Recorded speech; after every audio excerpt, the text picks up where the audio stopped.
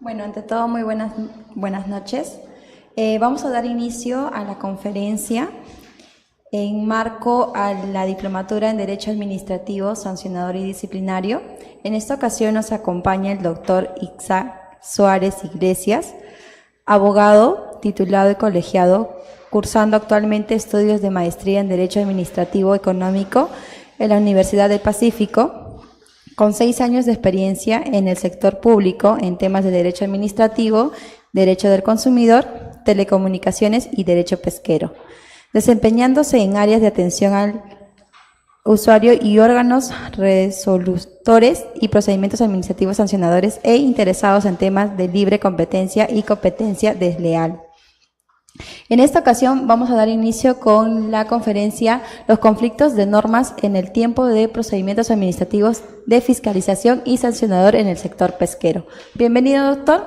Que tenga muy buenas noches. Bueno, antes que nada, muy buenas noches, agradeciendo la participación de todos los presentes, agradeciendo a la cordial invitación del Instituto de Capacitación Jurídica, ¿no? Se me pidió que escogiera un tema de actualidad y yo siempre he considerado que un tema que siempre ha sido, que es y que seguirá siendo un problema y por qué no decirlo también un dolor de cabeza para los abogados son los conflictos de aplicación de normas en el tiempo, ¿no? Entendiendo esto como aquellas situaciones en la cual ante la derogación de una norma o su modificación analizamos un hecho y nos queda la duda sobre cuál debe ser la norma aplicable. No, entonces la finalidad de la conferencia del día de hoy es ver cómo es que se dan estos conflictos de aplicación de norma en el tiempo en los procedimientos administrativos de fiscalización y sancionador en el sector pesquero, ¿no? Que es lo último que yo vi en los últimos 2 años que estuve trabajando en el Ministerio de la Producción.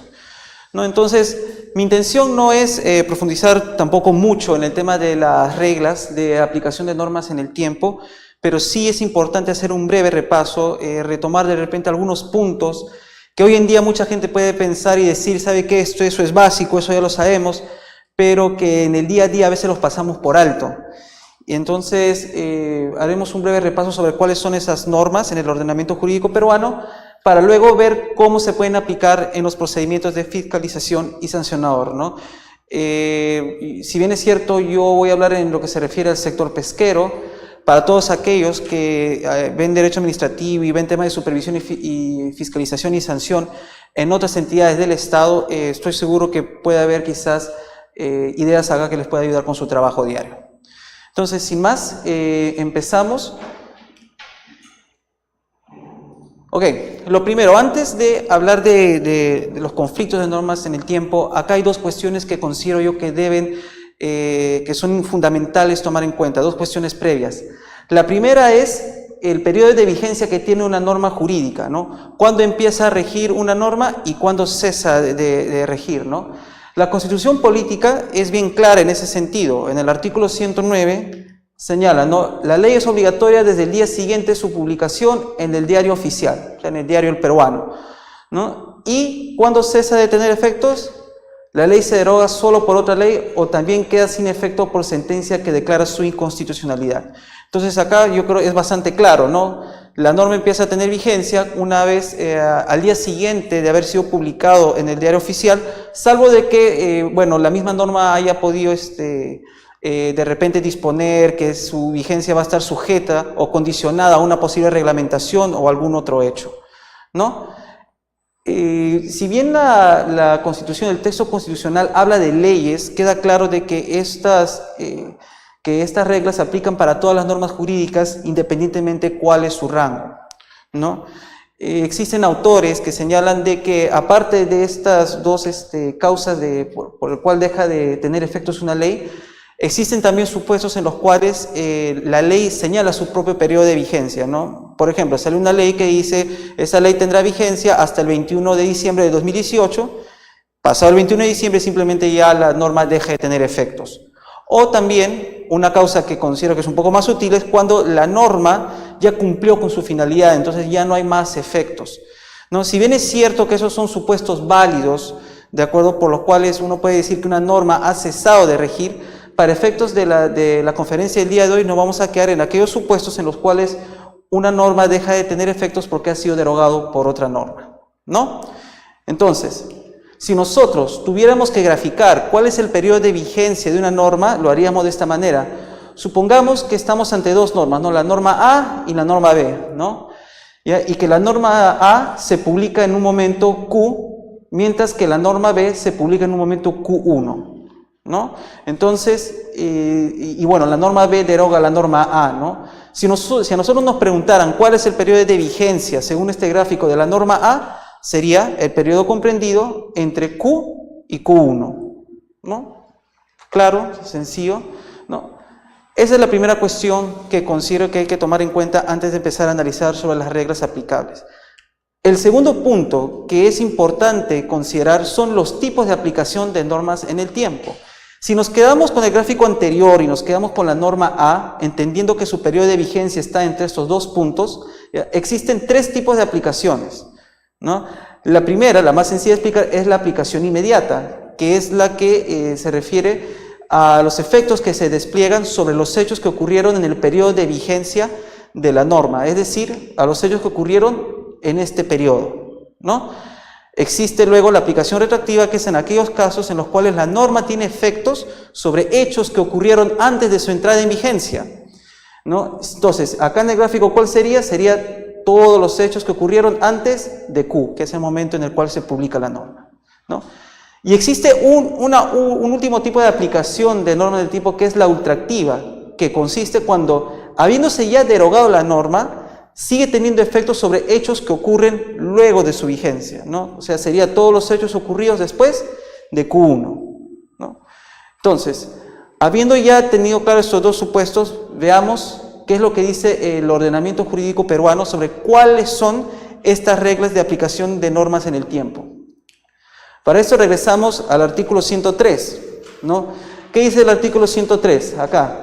La ley desde su entrada en vigencia se aplica a las consecuencias de las relaciones y situaciones jurídicas existentes y no tiene fuerza ni efectos retroactivos, salvo en ambos supuestos en materia penal cuando favorece al reo.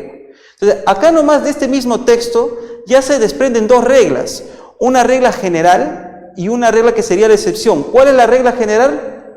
La irretroactividad de las normas jurídicas. Es decir, regresando a este gráfico, las normas ya tienen su efecto ya a partir de los hechos ya que ocurren una vez ya que entra en vigencia la norma. Y su excepción es la aplicación retroactiva cuando favorece al reo. Esto es lo que se conoce como la retroactividad benigna, ¿no? Entonces, sobre esto vamos a profundizar un poco más, ¿no? Entonces, estas reglas ya han sido desarrolladas también por el Tribunal Constitucional, sobre todo en lo que es en materia penal.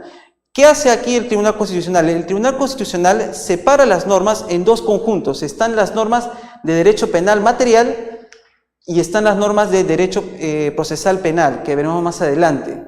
¿Y qué es lo que dice sobre las normas del derecho penal material? Que éstas se rigen por el principio tempus delicti comissi. ¿Qué significa ello?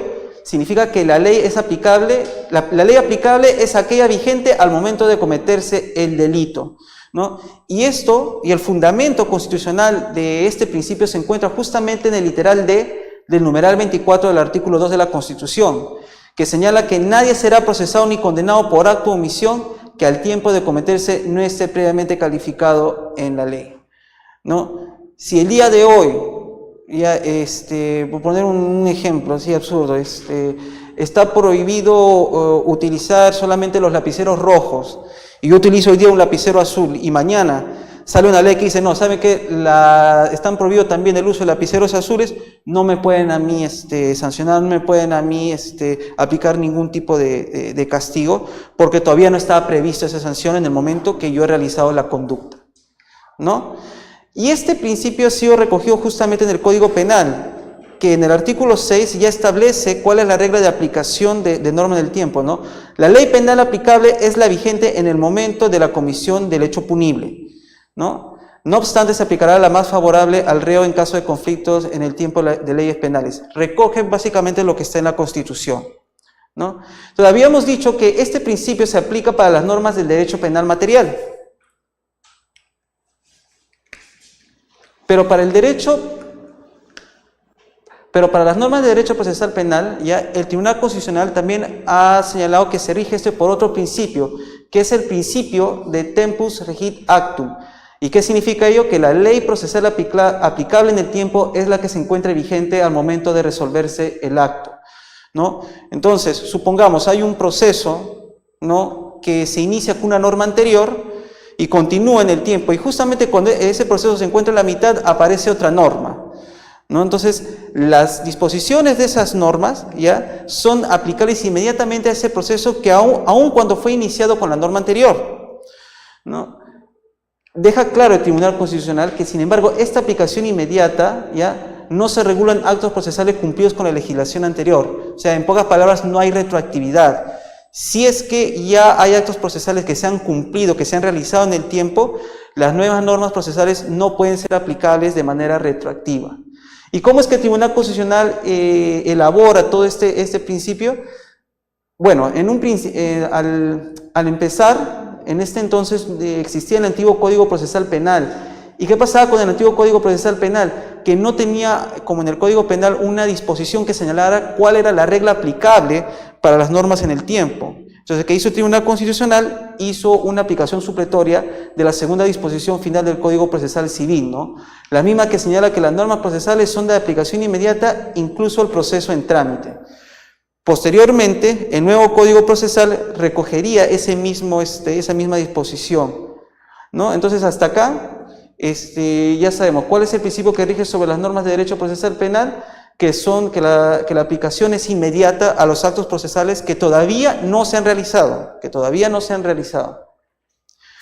No obstante, el Tribunal Constitucional, en esas mismas sentencias en el cual establecen este principio, señala lo siguiente, ¿no? De que sin perjuicio de la aplicación inmediata, no se puede perder de vista que en el inciso 3 del artículo 139 se señala que ninguna persona puede ser sometida por un procedimiento que no estuviera previsto anteriormente, ¿no? Entonces pareciera que hubiera una aparente contradicción ya en la misma sentencia, porque significa de que la norma anterior tendría que continuar rigiendo.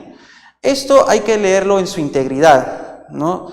Lo que sucede es que el Tribunal Constitucional lo que hace acá es completar, ¿no?, lo que estaba en un principio estipulado, ¿no? Si bien es cierto que las normas son de aplicación inmediata, estas no pueden perjudicar a la persona que se encuentra inmerso en un proceso. Si el día de hoy se me inicia un procedimiento y yo me conduzco a través de la norma que está regulada y el día de mañana sale una norma que, por decirlo así, me pone en una situación de desventaja, digamos, en un proceso penal, en un proceso sancionador, se me limitan, por decir así, mi derecho de defensa, no se me puede aplicar porque no estaba previsto. Entonces, esto lo que busca es precisamente de que, si bien es cierto las normas procesales son de aplicación inmediata, no puede ser de tal manera de que el procedimiento en sí, en su totalidad, haya sido sustancialmente modificado, ¿no?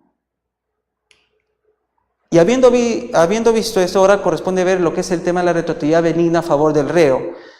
Si vemos lo que dice el artículo 103 de la Constitución Política, dice que no hay efectos retroactivos salvo en ambos supuestos en materia penal cuando favorece al reo. Pero ¿qué es materia penal? ¿No? Materia penal puede ser el Código Penal, la tipificación de infracciones, puede ser el derecho procesal penal, puede ser el derecho penitenciario, ¿no? Lo que hace el Tribunal Constitucional es delimitar el ámbito de aplicación del principio de retroactividad benigna.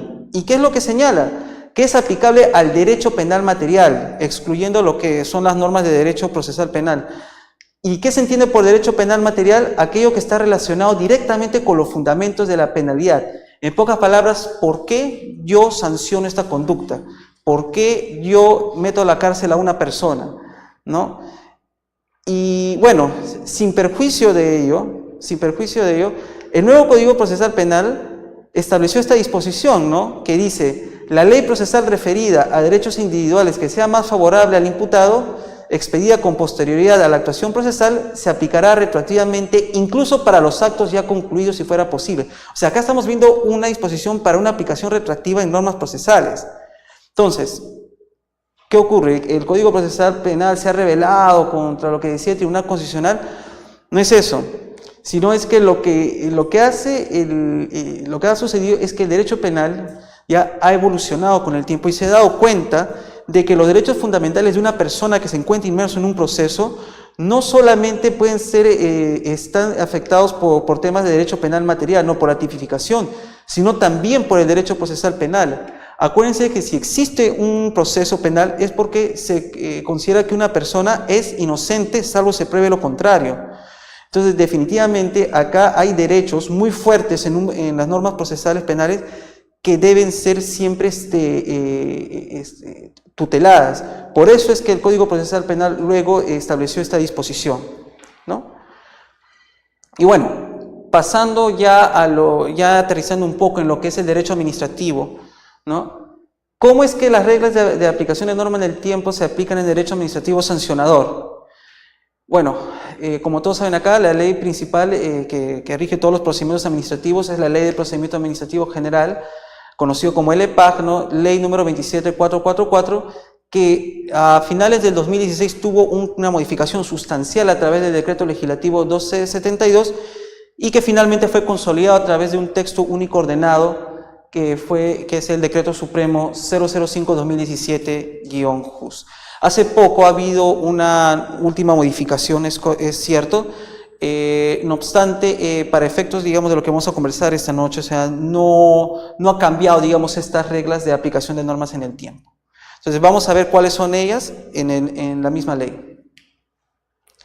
A ver, en el numeral 5 del artículo 246 del TUO de la LPAG, que pertenece al capítulo del procedimiento administrativo sancionador, ya se ha plasmado el principio de irretroactividad, que es la que habíamos mencionado en un principio, ¿no? O sea, todas las normas son de aplicación inmediata, ¿no? Salvo aquellas que resulten más favorables al reo. En este caso ya sería al presunto infractor, que estamos en un procedimiento administrativo sancionador.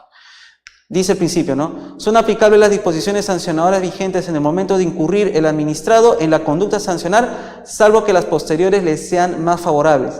Y acá el Decreto Legislativo 1272 hace una modificación que me parece a mí sumamente importante. Si ustedes agarran y leen un artículo que fue escrito en el 2016, antes de la entrada en vigencia de esta norma, se va a dar cuenta que los autores normalmente dicen, bueno, con este principio queda zanjado de que el procedimiento administrativo sancionador, tanto normas de derecho material como normas procesales, son iguales y por lo tanto se aplica a ambas. ¿Por qué? Porque solamente estaba este párrafo. Pero con la 1272, ya el legislador ingresa este otro párrafo que dice lo siguiente: las disposiciones sancionadoras producen efecto retroactivo en cuanto favorecen al presunto infractor o al infractor, tanto en lo referido a la tipificación de la infracción como a la sanción y a sus plazos de prescripción, ¿no? Entonces, ¿qué está haciendo acá el legislador? Está delimitándote, ¿ya?, cuál es el ámbito de aplicación del principio de retroactividad benigna, ¿no?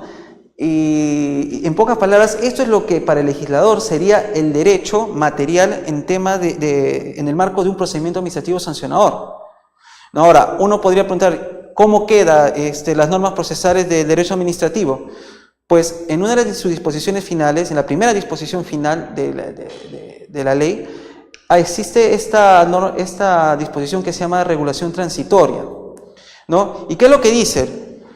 Los procedimientos administrativos iniciados antes de la entrada en vigor de la presente ley se regirán por la normativa anterior hasta su conclusión. ¿Se dan cuenta? O sea, recoge lo que habíamos visto que dice el inciso 3 del artículo 139 de la Constitución. Nadie puede ser sometido a un procedimiento que no estuviera previamente establecido, ¿no? Y al mismo tiempo, en el segundo párrafo establece una excepción, ¿no? Dice, no obstante, son aplicables a los procedimientos en trámite las disposiciones de la presente ley que reconozcan derechos o facultades a los administrados frente a la administración, así como su título preliminar. Entonces, acá establece que definitivamente reconoce que existe una aplicación inmediata de normas procesales en aquellos procesos que se encuentren en trámite, pero dicha aplicación está condicionada a que se le conceda un mayor derecho al administrado. Pongamos en el ejemplo de un procedimiento administrativo sancionador, que el día de hoy me inician un procedimiento, y el día de mañana sale una norma señalando de que el plazo que yo tenía para presentar mis descargos ya no son 5 días, sino son 10 días.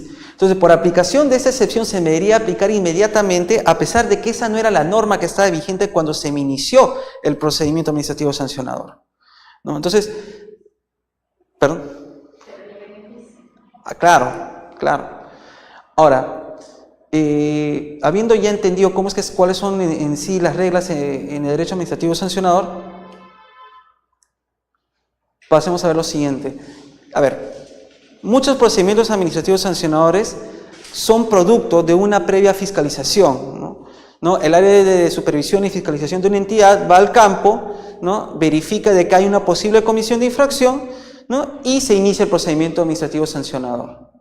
Entonces, acá una precisión muy, muy importante, y es la siguiente. Si bien el procedimiento administrativo sancionador y la actividad fiscalizadora son, digamos, dos etapas que están fuertemente vinculadas, que tienen puntos de confluencia, que tienen hasta similitudes, hay que separarlas. Son etapas totalmente distintas, con funciones totalmente distintas y finalidades ya diferentes.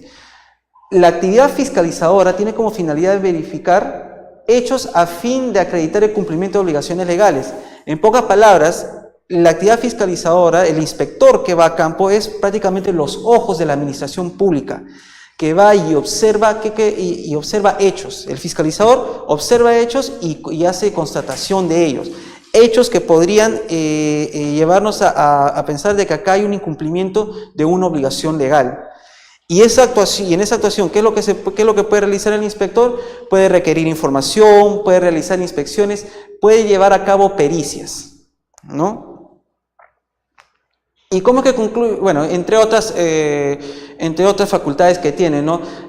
Justamente una de las grandes modificaciones que ha implementado el Decreto Legislativo 1272 es que se regule, se dedique todo un capítulo a la actividad fiscalizadora, ¿no? Y está justamente en los artículos de 237 al 244 del tubo de la LPAG. Ahí está todo regulado, todo lo que es la actividad fiscalizadora. ¿Y cómo concluye una actividad fiscalizadora? Bueno, concluye con un acta, ¿no? Como bien nos señala la ley. ¿Y qué es lo que se coloca en esa acta? O sea, puede ocurrir varios escenarios, de entre los cuales yo considero que estos son los más importantes. Primero, que se concluya con conformidad de la actividad realizada. O sea, va el inspector y verifica pues que acá no hay nada irregular, el administrado está comportándose conforme a la norma, ¿ya? Y lo constata y bueno, ese es el fin de todo, no pasó nada.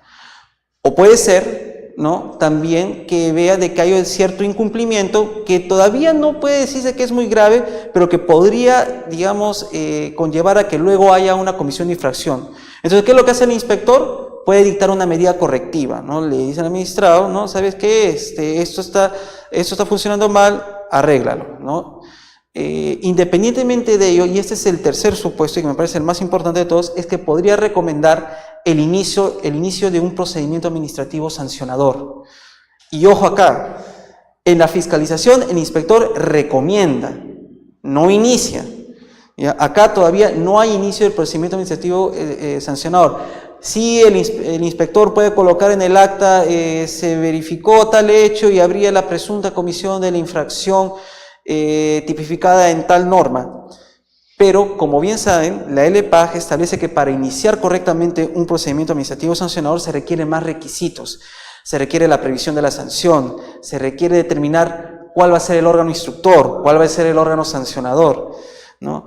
Ahora, dice, ¿es posible regular que de repente en situ el inspector pueda ya hacer la imputación de cargos? Bueno, si queremos ser abiertos, podría ser. Pero acuérdense que la potestad sancionadora se establece con norma de rango legal, ¿no? Y el órgano instructor, que es el que inicia, ¿no? Que es el que inicia el procedimiento administrativo sancionador, tendría que coincidir justamente con el inspector. ¿Y eso qué llevaría a pensar? ¿Que el procedimiento sancionador ya se inició acá? No, ni siquiera eso.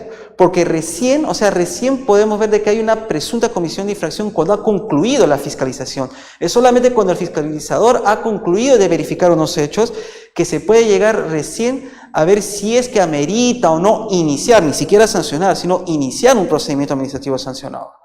Entonces, queda claro de que la actividad fiscalizadora, si bien vinculada con el procedimiento administrativo sancionador, es una etapa totalmente distinta, es una manifestación del poder público totalmente distinto a del procedimiento administrativo sancionador, ¿no?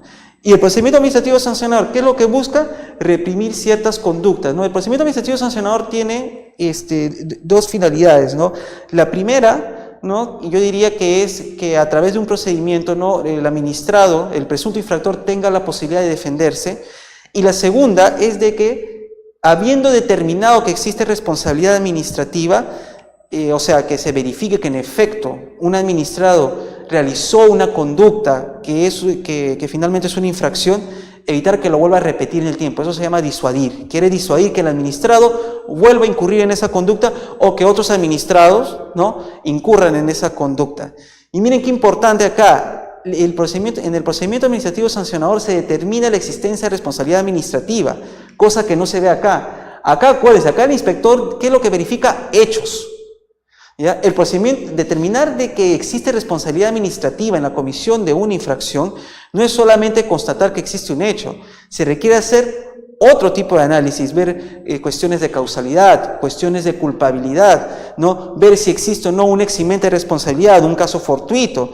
Todas esas cosas no se va a ver acá, se va a ver acá, en el procedimiento administrativo sancionador, ¿no? ¿Y cuáles son las actuaciones que se realizan en el procedimiento administrativo sancionador? Se realiza la imputación de cargos, con lo cual se inicia el procedimiento sancionador, ¿no?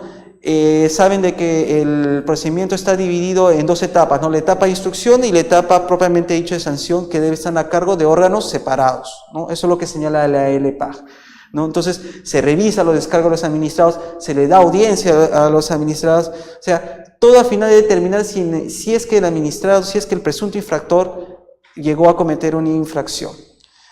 ¿Y cómo puede concluir? Bueno, puede concluir con la imposición de sanción. Finalmente, si se verifica que sí hay una comisión de infracción, se le aplica la sanción correspondiente, que puede ser una multa, un decomiso, la suspensión de la actividad, la cancelación de un permiso. Ya depende de cada norma sectorial, ¿no? O se pueden adoptar paralelamente medidas correctivas, ¿no?, que finalmente su función es regresar las cosas a su estado anterior, ¿no?, que es distinta a la sanción. En la sanción se concreta esta finalidad de la potestad sancionadora, ¿no?, que es la de disuadir, ¿no? O por último se puede disponer el archivo del PAS, ¿no? Puede ser de que simplemente se haya visto de que acá no hay responsabilidad, que hay un eximente y finalmente se archiva el procedimiento administrativo sancionador.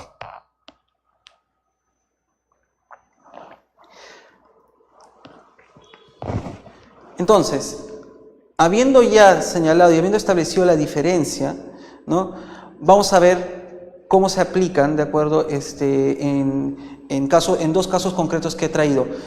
Antes de eso, hay algo que me había olvidado señalar, y es en este punto.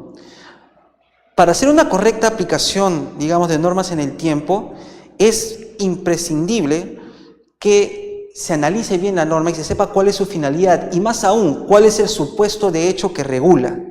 ¿Cuál es el supuesto de hecho que regula? Porque si uno determina cuál es el supuesto de hecho que regula, entonces eso te permite ubicarte acá, acá o acá.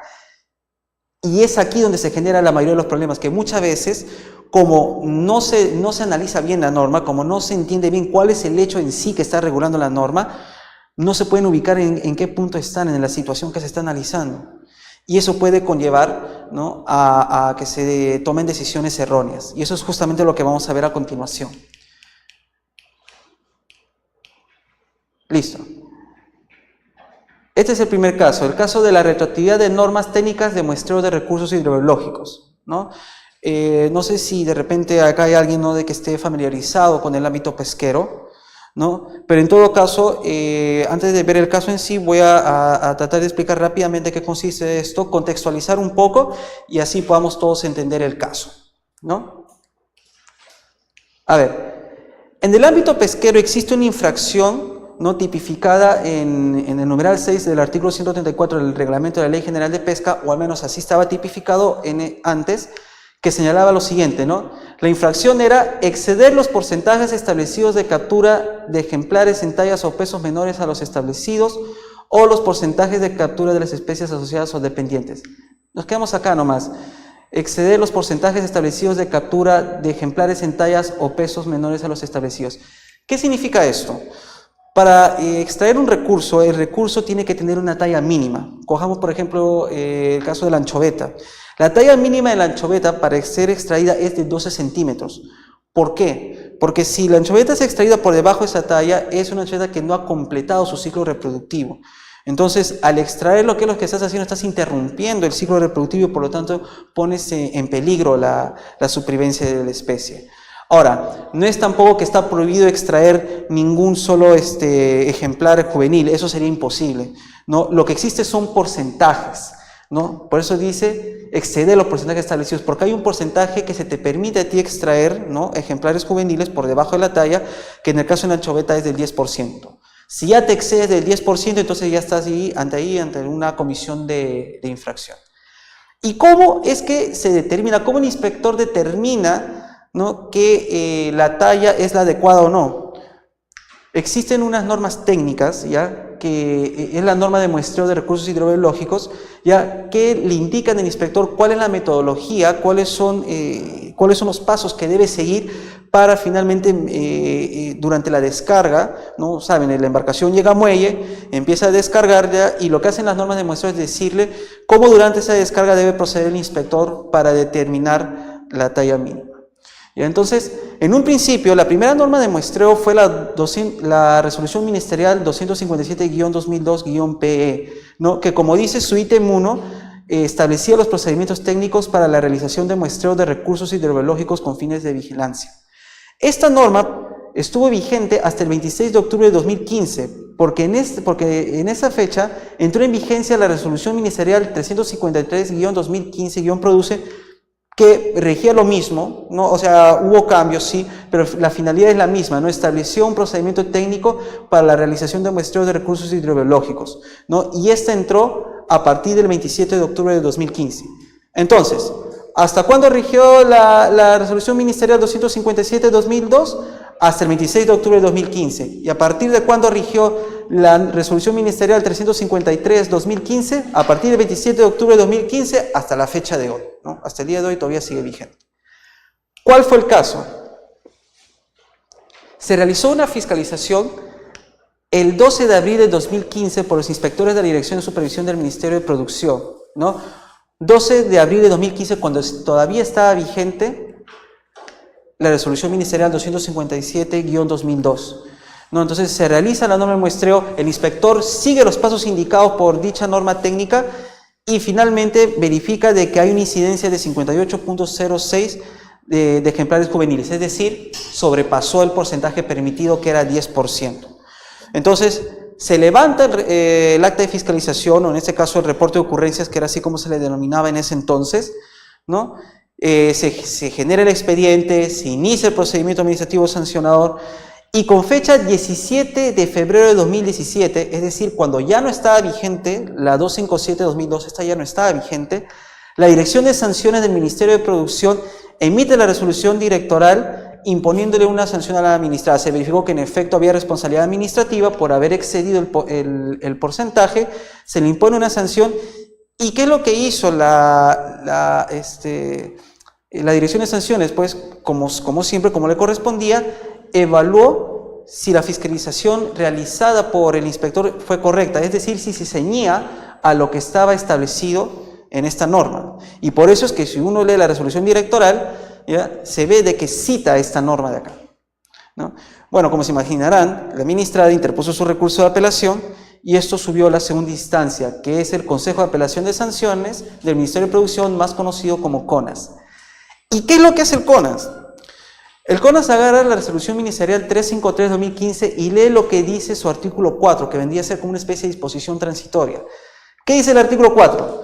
Los procedimientos administrativos sancionadores iniciados bajo el amparo de la resolución ministerial 257-2002-PE continuarán rigiéndose por sus disposiciones. Entonces, lo que hace la segunda instancia es decir, ya, ¿no? como los procedimientos sancionadores que se han iniciado cuando esa estaba vigente deberán continuar rigiéndose por esa, yo interpreto contrario sensu y por lo tanto todos los procedimientos que fueron iniciados con la entrada en vigencia de la 353 tienen que citar la 353.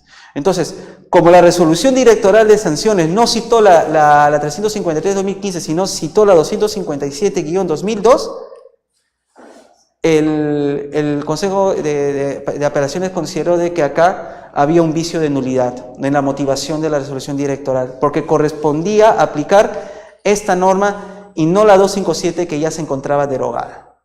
Entonces, para graficar un poco mejor lo que ha ocurrido, ¿no?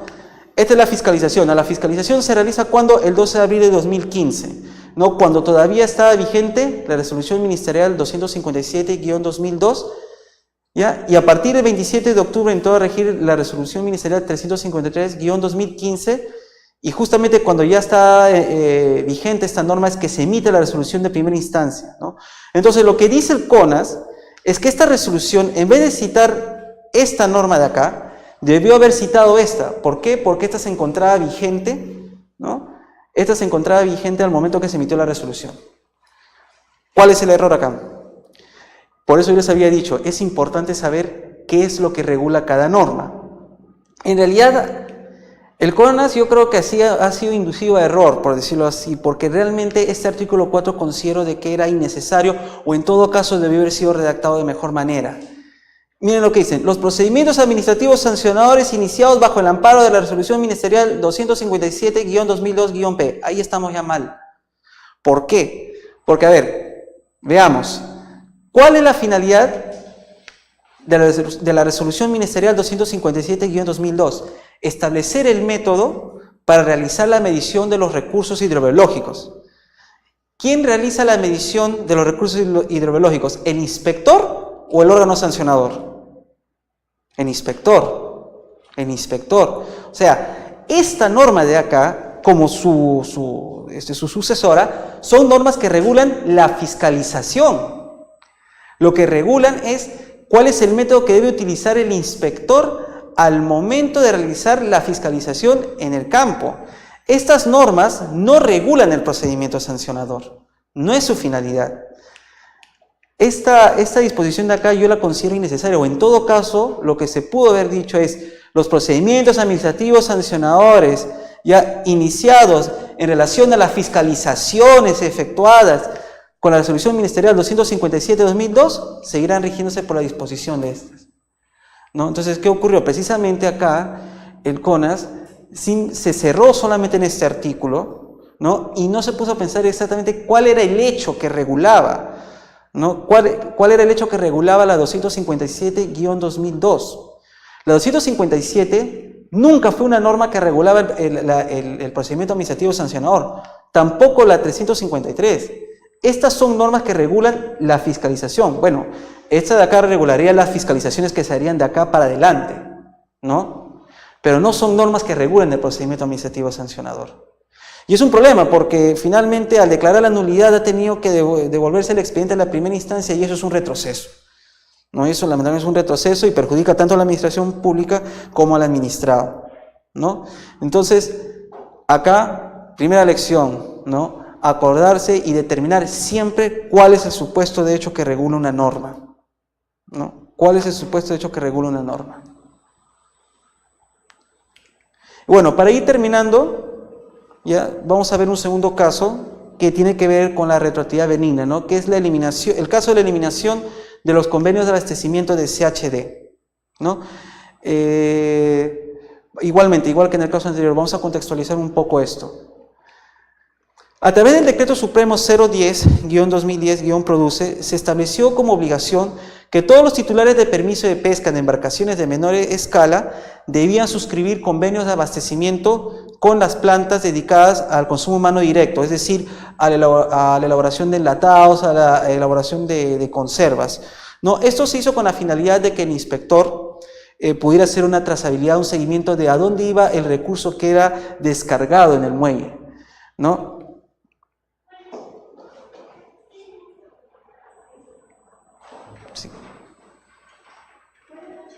Sí, claro, por favor. Adelante. Bueno, como les iba diciendo, ¿no? A través de esta norma se estableció entonces la obligación de que los titulares de permiso de pesca de embarcaciones de menor escala suscribieran un convenio de abastecimiento con las plantas que se dedicaran al consumo humano directo, ¿no? Pero, como bien dice la canción, todo tiene su final. Y con fecha 14 de abril de 2017 se publicó el Decreto Supremo 05-2017-Produce que derogó este Decreto Supremo. Y al haber derogado esto, derogó la obligación de suscribir estos convenios de abastecimiento, ¿no? Entonces, habiendo ya señalado esto, veamos el caso en particular. Con fecha 10 de noviembre de 2016 se realizó una inspección, ¿no? En esta fecha todavía estaba vigente la obligación de suscribir convenios de abastecimiento, ¿no? Se hace la inspección a la administradora que era la titular de un establecimiento de consumo humano directo mientras estaba recibiendo el recurso hidrológico y se le pide el convenio de abastecimiento. Oye, ¿cuál es tu convenio? Presenta tu convenio de abastecimiento. No, no tengo. Y obviamente, como correspondía, el inspector levantó un reporte de ocurrencias, un acta de fiscalización por la presunta comisión de infracción en numeral 38 del artículo 134, ¿no? Por negarle acceso a documentos que se le exigía, ¿no? Se le inició el procedimiento administrativo sancionador, ¿no? Y con fecha posterior al 14 de abril de 2017, es decir, cuando ya se había derogado esta norma, se emite la resolución directorial mediante la cual la Dirección de Sanciones archivó el procedimiento administrativo sancionador en este extremo, ¿no? ¿Por qué? Porque ya la obligación de contar con el convenio de abastecimiento no resultaba exigible, ¿no? Entonces, a ver, veamos esto, porque esto es muy interesante a raíz de la modificación justamente de la 1272. Ahí hemos establecido de que este segundo párrafo nos delimitaba en qué supuestos se aplicaba la retroactividad benigna, ¿no? Entonces, prácticamente la norma te establece tres, ¿no? Que es referido a la tipificación de la infracción. Sí, pase por favor.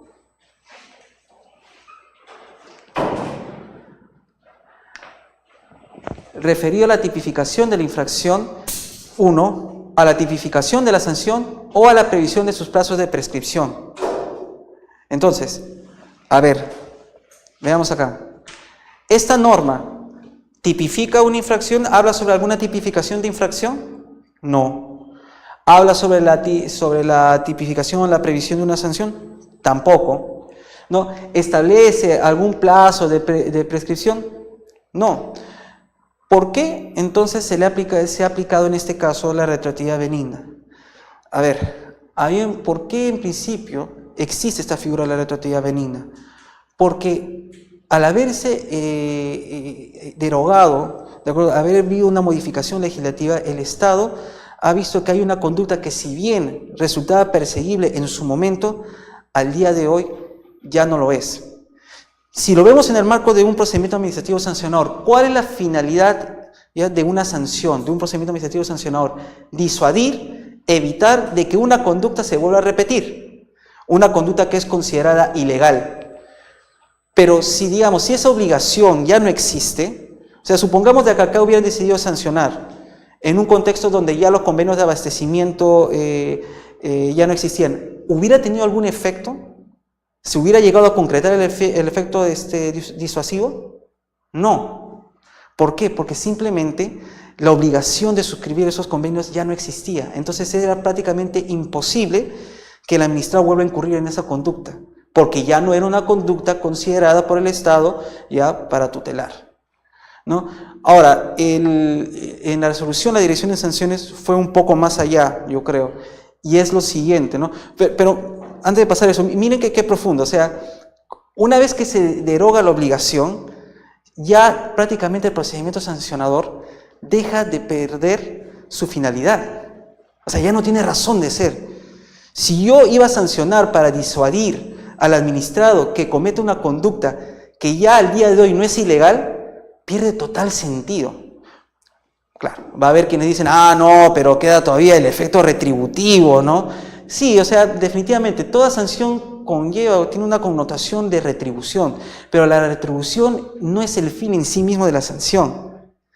el elemento retributivo que tiene toda sanción es un medio para finalmente alcanzar la finalidad de acá, que es la de disuadir, ¿no? La de evitar que justamente se vuelva a incurrir en esa conducta. Ahora, como iba a decir, la dirección de sanciones fue un poco más allá, porque si leemos el tipo habla de legales acceso a los documentos relacionados con la actividad pesquera cuya presentación se exige. ¿Qué documentos? Entonces, ¿qué sucede acá? Esto es considerado como un tipo infractor, ¿no? Que se completa, que te remite a otras normas. ¿Por qué? Porque no te dice qué documentos son. Entonces, lo que ha hecho ahí la Dirección de Sanciones es decir que esta norma se completaba con esta de acá, que te establecía cuál era el documento que tenías que presentar, cuál era el convenio de abastecimiento. Entonces, acá yo creo que incluso queda ya mejor zanjado incluso el tema, porque si esta norma, pese a que no es una norma que diga que se establezca como infracción o no, viene a completar esta norma de acá, es como si prácticamente esta norma tiene una función tipificadora también, ¿no? Entonces, si es que esto ya no existe, prácticamente el tipo infractor se quebró, se rompió y ya no existe al momento de que ya se emitió la resolución directoral, ¿no? Se extingue, claro. Entonces, acá básicamente está graficado, ¿no? Esto es lo que ocurrió, se realizó la fiscalización cuando todavía estaba vigente el Decreto Supremo 010-2010, ya se establecía la obligación del convenio de abastecimiento, pero con la entrada en vigencia del Decreto Supremo 05-2017, esta obligación deja de existir, ¿no? Entonces, por lo tanto, se aplica la retroactividad benigna. ¿Perdón? Claro. O sea, claro, o sea, en realidad pierde sentido. O sea, ya llevar un procedimiento sancionador y sancionar por un hecho ocurrido cuando esto de acá ya no es una obligación, pierde cualquier sentido. ¿De qué lo vas a disuadir al administrado? Exactamente. O sea, la sanción, y eso es algo que hay que tener bien claro, la sanción por sí misma no es un fin. La sanción tiene una finalidad aún mayor, como todas las actuaciones de la administración pública, que finalmente ¿cuál es? Tutelar el interés público general. ¿Y cómo está el interés público general? ¿Cómo sabemos cuál es el interés público general? En las normas de obligatorio cumplimiento, en estas normas de acá. Acá es donde está manifestado.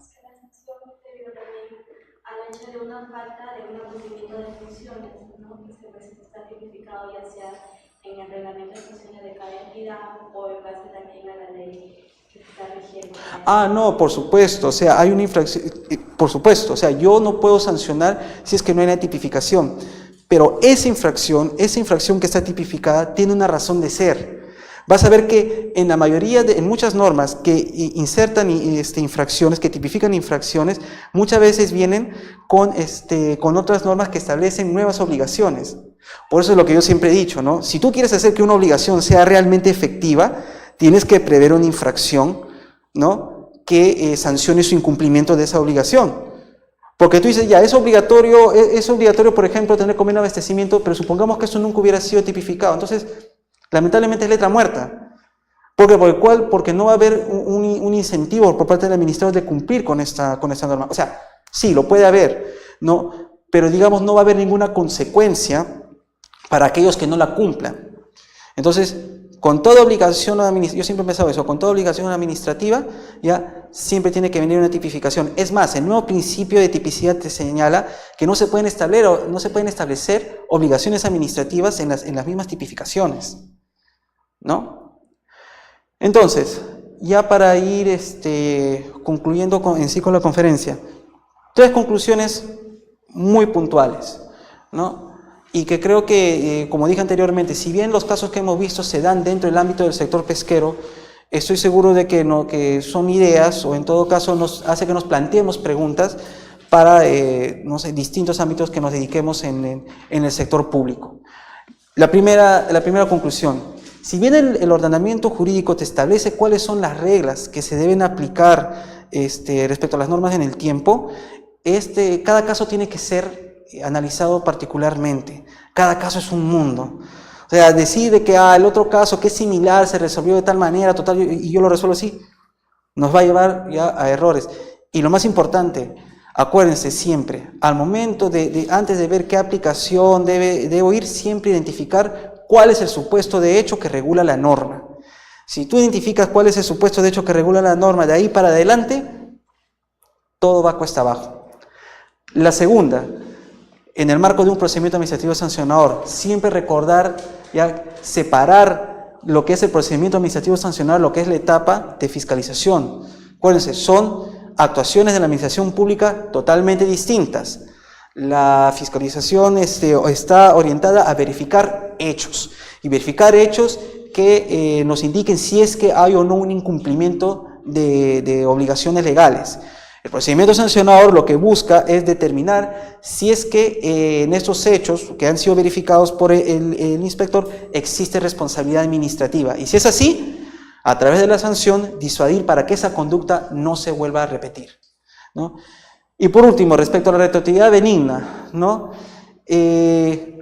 Siempre entender cuál es la finalidad de esta figura, ¿no? O sea, el profesor Baconeto tiene un artículo muy bueno, y yo creo que él lo que hace es justamente plantear esta pregunta que nos sirve. O sea, si tú quieres ver si una norma está dentro del ámbito o no de la aplicación de la retroactividad benigna, o su eliminación podría conllevar a una situación de aplicación de retroactividad benigna, siempre planteate esa pregunta: si con la derogación de esta norma, la conducta que yo iba a sancionar sigue siendo o no de interés para el Estado, ¿no? Si esa conducta ya no es importante para el Estado, o sea, por ningún lado en su sistema jurídico, entonces simplemente opera la retroactividad benigna. No tiene ningún sentido, no tiene ninguna finalidad sancionar por una conducta que no es ilegal, ¿correcto? Si respondiendo a esa pregunta vemos de que sí sigue siendo importante para el Estado, entonces habría que revisar bien si es que realmente estamos ante un caso de retroactividad benigna. Entonces, esto sería básicamente todo, ¿no? Con esto yo doy por terminada lo que tenía que exponer. Si alguien tiene de repente alguna duda, alguna consulta, alguna pregunta, con mucho gusto, ¿no? Podremos pasar a atender. Gracias. Gracias. No sé, ¿de repente alguien tiene una pregunta, alguna duda? No. No se puede extraer especies pequeñas porque se depreda la especie, dice. ¿Y MARPE tiene esos datos? Perdón, no entendí la pregunta. Que no se puede extraer especies pequeñas. De lo que estaba hablando, se depreda la especie, no sabe.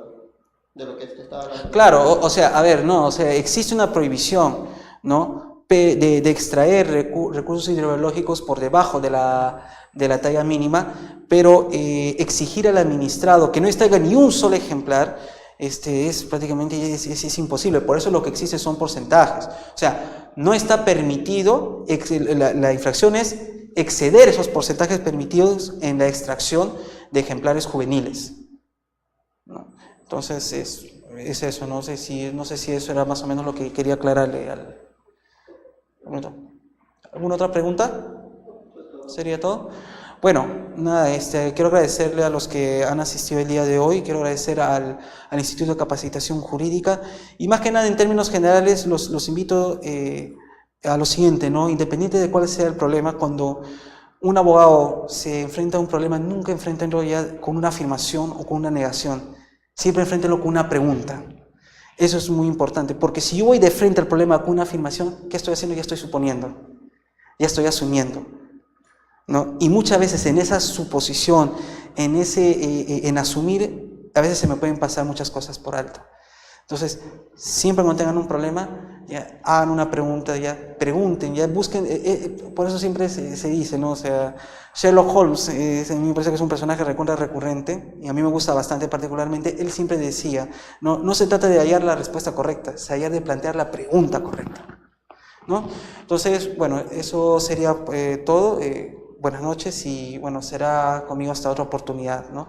De todas maneras, si alguien tiene alguna consulta legal, ¿no? De cualquier tipo, este es mi correo electrónico, ¿no? Siéntanse libres de escribir.